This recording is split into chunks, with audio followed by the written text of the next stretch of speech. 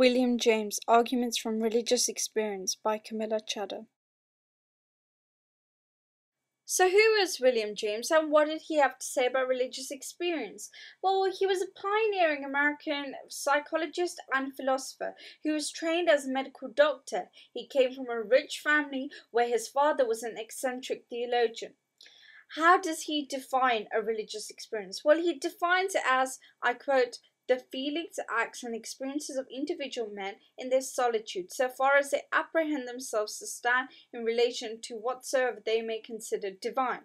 So, in essence, he describes a mystical experience as one where God is directly revealed and there is a sense of oneness with the divine. To justify calling an experience mystical, because James realizes that there's a difference between fake and true experiences, he creates a criteria which consists of 4 ideas which constitute a religious experience. Those 4 ideas are ineffability, noetic quality, transiency, and passivity. Ineffability is the ability, or rather lack of ability to articulate the experience. Words cannot be used to explain these experiences because all descriptions fall short of their goal. A pseudo description will be used, and it will usually by the way of a paradox or poetry, or most importantly, the individual will emphasize that you must experience it yourself to understand it. A great example of this is when a jazz musician loses him or herself in the improvisation of music. The second quality was noetic quality. Now what this means is that you gain knowledge which cannot be learned through normal means. Religious experiences carry some sort of knowledge and the truth that the individual did not know before. They always leave a lingering feeling that they did in fact mean something. The third is transiency. This means that it's temporarily short, but the effects are long-lasting. So the experiences are short and difficult to sustain, but the experience can be brought back to the mind, and when they reoccur, the mystic can recognize it immediately. And lastly, passivity, loss of self-control. The mystic feels as if he or she her own will were in abeyance, and indeed sometimes as if she were grasped or held by a superior power. So the loss of self-control.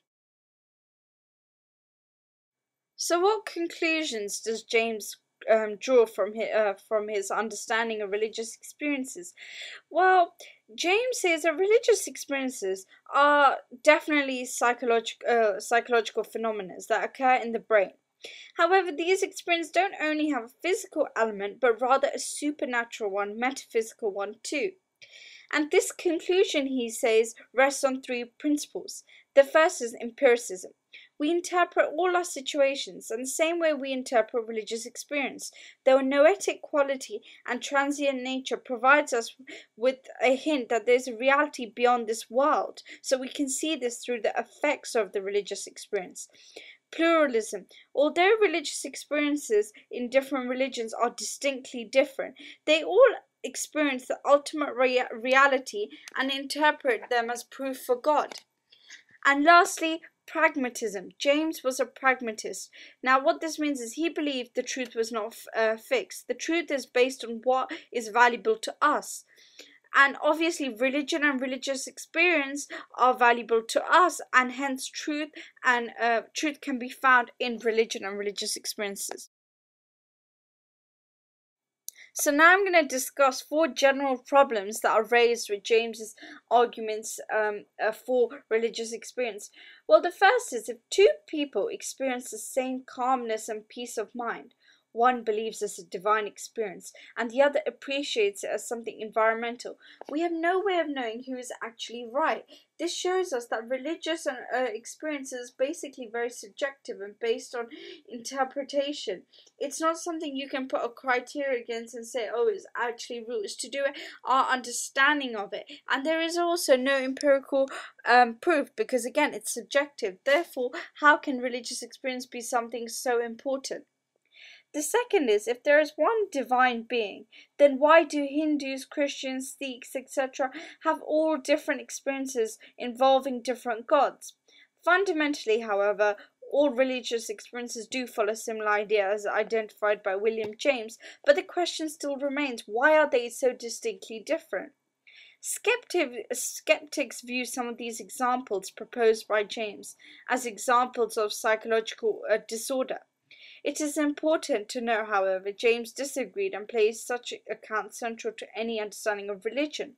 But if you look at the elements, passivity, transiency, noetic quality, and ineffability, these all can be used to describe a psychological disorder. And finally, the views expressed by James are vague, and many scholars argue they do not convey much information, except for the fact that he says that religious experiences are important and bases them on three principles and gives a criteria where to distinguish true experiences from fake. Thank you for watching, and please visit my blog.